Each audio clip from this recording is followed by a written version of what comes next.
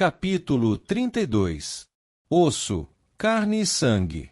Harry sentiu seus pés baterem no chão, a perna machucada cedeu e ele caiu para frente. Por fim, sua mão soltou a taça tribruxo. Ele ergueu a cabeça.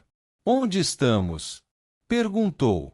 Cedrico sacudiu a cabeça, levantou-se, ajudou Harry a ficar de pé e os dois olharam a toda a volta. Estavam inteiramente fora dos terrenos de Hogwarts, era óbvio, que tinham viajado quilômetros, talvez centenas de quilômetros, porque até as montanhas que rodeavam o castelo haviam desaparecido. Em lugar de Hogwarts, os garotos se viam parados em um cemitério escuro e cheio de mato. Para além de um grande teixo à direita, podiam ver os contornos escuros de uma igrejinha, um morro se erguia à esquerda. Muito mal, Harry conseguia discernir a silhueta escura de uma bela casa antiga na encosta do morro. Cedrico olhou para a taça tribruxo e depois para Harry. Alguém lhe disse que a taça era uma chave de portal? Perguntou. Não. Harry examinou o cemitério. Estava profundamente silencioso e meio fantasmagórico. Será que isto faz parte da tarefa? Não sei, respondeu Cedrico. Sua voz revelava um certo nervosismo. Varinhas em punho, não acha melhor? Sim, disse Harry, satisfeito de que Cedrico tivesse sugerido isso por ele. Os dois puxaram as varinhas. Harry não parava de olhar para todo lado.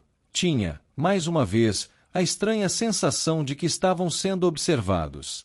Vem alguém aí, disse de repente. Apertando os olhos para enxergar na escuridão, eles divisaram um vulto que se aproximava, andando entre os túmulos sempre em sua direção. Harry não conseguia distinguir um rosto, mas pelo jeito que o vulto caminhava e mantinha os braços, dava para ver que estava carregando alguma coisa.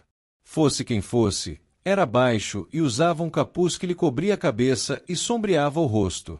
E, vários passos depois, a distância entre eles sempre mais curta, Harry viu que a coisa nos braços do vulto parecia um bebê ou seria meramente um fardo de vestes. Harry baixou ligeiramente a varinha e olhou para Cedrico ao seu lado. O rapaz lhe respondeu com um olhar intrigado. Os dois tornaram a se virar para observar o vulto que se aproximava. Ele parou ao lado de uma lápide alta, a uns 2 metros. Por um segundo, Harry, Cedrico e o vulto baixo apenas se entreolharam. Então, inesperadamente, a cicatriz de Harry explodiu de dor. Foi uma agonia tão extrema, como jamais sentiu na vida. Ao levar a mão ao rosto, a varinha lhe escapou dos dedos, seus joelhos cederam, ele caiu ao chão e não viu mais nada, sua cabeça pareceu prestes a rachar. De muito longe, acima de sua cabeça, ele ouviu uma voz fria e aguda dizer, mate o outro. Um zunido, e uma segunda voz que arranhou o ar da noite. Avada Kedavra. Um relâmpago verde perpassou as pálpebras de Harry e ele ouviu alguma coisa pesada cair no chão ao seu lado. A dor de sua cicatriz atingiu tal intensidade que ele teve ânsias de vomitar, em seguida diminuiu. Aterrorizado com o que iria ver, ele abriu os olhos ardidos. Cedrico estava estatelado no chão ao seu lado, os braços e pernas abertos, morto. Por um segundo que continha toda a eternidade, Harry fitou o rosto do colega. Seus olhos cinzentos abertos, vidrados e inexpressivos, como as janelas de uma casa deserta, a boca entreaberta num esgar de surpresa. Então, antes que a mente de Harry pudesse aceitar o que seus olhos viam, antes que pudesse sentir alguma coisa além de atonita incredulidade, ele sentiu que alguém o levantava. O homem baixo de capa pousou o fardo que carregava no chão, acendeu a varinha e saiu arrastando Harry em direção à lápide de mármore. O garoto viu o nome ali gravado faiscar a luz da varinha, antes de ser virado e atirado contra a pedra, Tom Riddle. O homem da capa agora estava conjurando cordas para prender Harry com firmeza, amarrando a lápide, do pescoço aos tornozelos.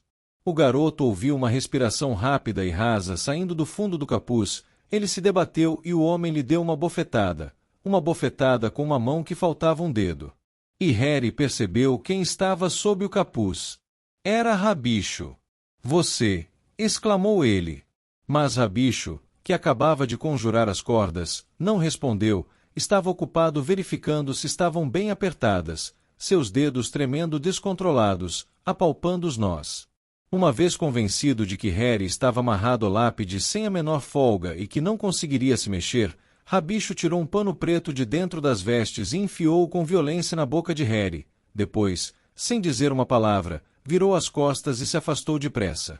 O garoto não podia emitir som algum, nem ver aonde foi Rabicho, não podia virar a cabeça para ver além da lápide, só podia ver o que estava diretamente em frente. O corpo de Cedrico se encontrava a uns 6 metros de distância. Mais adiante, refugindo à luz das estrelas, jazia a taça tribruxo. A varinha de Harry ficou caída no chão aos pés do rapaz. O fardo de roupas que Harry imaginava que fosse um bebê continuava ali perto, junto à lápide. Parecia estar se mexendo incomodado. O garoto observou e sua cicatriz queimou de dor. E, de repente, ele concluiu que não queria ver o que estava naquelas roupas, não queria que o fardo se abrisse. Harry ouviu, então, um ruído aos seus pés. Baixou os olhos e viu uma cobra gigantesca deslizando pelo capim, circulando em torno da lápide a que ele foi amarrado. A respiração asmática e rápida de Rabicho estava se tornando mais ruidosa agora. Parecia que arrastava alguma coisa pesada pelo chão. Então ele tornou a entrar no campo de visão de Harry e o garoto pôde ver que o bruxo empurrava um caldeirão de pedra para perto do túmulo.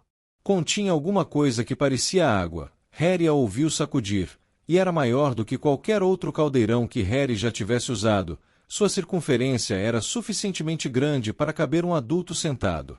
A coisa embrulhada no fardo de vestes no chão se mexeu com mais insistência, como se estivesse tentando se desvencilhar. Agora Rabicho estava mexendo com uma varinha no fundo externo do caldeirão. De repente surgiram chamas sob a vasilha. A enorme cobra deslizou para longe, mergulhando nas sombras. O líquido no caldeirão parecia estar esquentando bem rápido. Sua superfície começou não somente a borbulhar, mas também a atirar para o alto faíscas incandescentes, como se estivesse em chamas. O vapor se adensou e borrou a silhueta de Rabicho que cuidava do fogo. Seus movimentos sob a capa se tornaram mais agitados. E Harry ouviu mais uma vez a voz aguda e fria. Ande depressa. Toda a superfície da água estava iluminada pelas faíscas, parecia cravejada de diamantes. Está pronta, meu amo. Agora, disse a voz fria.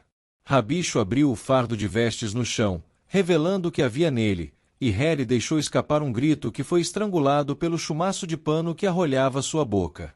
Era como se Rabicho tivesse virado uma pedra e deixado à mostra algo feio, pegajoso e cego, mas pior, 100 vezes pior.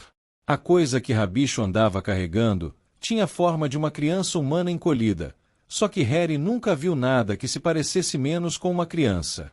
Era pelada, de aparência escamosa, de uma cor preta avermelhada e crua. Os braços e pernas eram finos e fracos, e o rosto, nenhuma criança viva jamais teve um rosto daqueles, era plano e lembrava o de uma cobra, com olhos vermelhos e brilhantes. A coisa tinha uma aparência quase desamparada. Ela ergueu os braços magros e passou-os pelo pescoço de Rabicho e este a ergueu. Ao fazer isso, seu capuz caiu para trás, e Harry viu, à claridade do fogo, a expressão de repugnância em seu rosto fraco e pálido, enquanto transportava a criatura para a borda do caldeirão. Por um instante, o garoto viu o rosto plano e maligno, iluminar-se com as faíscas que dançavam na superfície da poção. Então Rabicho a depositou dentro do caldeirão, ouviu-se um silvo, e ela submergiu. Harry escutou aquele corpinho frágil bater no fundo do caldeirão com um baque suave. Tomara que se afogue, pensou o garoto, a cicatriz doendo mais do que era possível suportar. Por favor, tomara que se afogue. Rabicho estava falando, sua voz tremia, ele parecia assustadíssimo. Ergueu a varinha, fechou os olhos e falou para a noite. Osso do pai, dado sem saber, renove filho. A superfície do túmulo aos pés do garoto rachou. Horrorizado, Harry observou um fiapo de poeira se erguer no ar, à ordem de Rabicho, e cair suavemente no caldeirão. A superfície diamantífera da água se dividiu e chiou, disparou faíscas para todo lado e ficou um azul vívido e peçonhento. Rabicho choramingou, tirou um punhal longo, fino e brilhante de dentro das vestes. Sua voz quebrou em soluços petrificados. Carne do servo, dada de bom grado, reanime o seu amo. Ele esticou a mão direita à frente, a mão em que faltava um dedo. Segurou o punhal com firmeza na mão esquerda e ergueu. Harry percebeu o que Rabicho ia fazer, um segundo antes de acontecer. Fechou os olhos com toda a força que pôde, mas não conseguiu bloquear o grito que cortou a noite, e que o atravessou como se ele tivesse sido apunhalado também. Ouviu alguma coisa cair ao chão, ouviu a respiração ofegante e aflita de Rabicho, depois o ruído nauseante de alguma coisa tombar dentro do caldeirão. Harry não suportou olhar, mas a poção ficou vermelho vivo e sua claridade atravessou suas pálpebras fechadas. Rabicho ofegava e gemia de agonia. Somente quando Harry sentiu sua respiração aflita no próprio rosto é que percebeu que o bruxo estava bem diante dele. Sangue do inimigo. Tirado à força. Ressuscite seu adversário. Harry nada pôde fazer para impedir isso. Estava muito bem amarrado. Procurando ver mais embaixo, lutando inutilmente contra as cordas que o prendiam, ele viu o punhal de prata reluzente tremer na mão de Rabicho que restava. Sentiu a ponta da arma furar a dobra do seu braço direito e o sangue fluir pela manga de suas vestes rasgadas. Rabicho, ainda ofegando de dor, apalpou o bolso à procura de um frasquinho que ele aproximou do corte de Harry, para recolher o sangue. O bruxo cambaleou de volta ao caldeirão com o sangue do garoto, despejou-o ali. O líquido no caldeirão ficou instantaneamente branco ofuscante. Concluída a tarefa, Rabicho se ajoelhou ao lado do caldeirão, depois deixou-se cair de lado e ficou deitado no chão, aninhando o toco sangrento de braço, arquejando e soluçando. O caldeirão foi cozinhando, disparando faíscas em todas as direções, um branco tão branco que transformava todo o resto num negrume aveludado. Nada aconteceu. Tomara que tenha se afogado, pensou Harry, tomara que tenha dado errado. E então, de repente, as faíscas que subiam do caldeirão se extinguiram. Uma nuvem de vapor branco se ergueu, repolhuda e densa, tampando tudo o que havia na frente de Harry, impedindo-o de continuar a ver Rabicho, Cedrico ou qualquer outra coisa, exceto vapor pairando no ar. Pensou, se afogou, tomara que tenha morrido. Mas, através da névoa à sua frente, ele viu, com um assomo gelado de terror, a silhueta escura de um homem, alto e esquelético, emergindo do caldeirão. Vista-me, disse a voz aguda e fria, por trás do vapor. Rabicho, soluçando e gemendo, ainda aninhando o braço mutilado, correu a apanhar as vestes negras no chão, levantou-se, ergueu o braço e colocou-as apenas com a mão existente por cima da cabeça do seu amo. O homem magro saiu do caldeirão, com o olhar fixo em Harry, e o garoto mirou aquele rosto que assombrava seus pesadelos havia 3 anos. Mais branco do que um crânio, com olhos grandes e vermelhos, um nariz chato como o das cobras e fendas no lugar das narinas. Lord Voldemort acabava de ressurgir.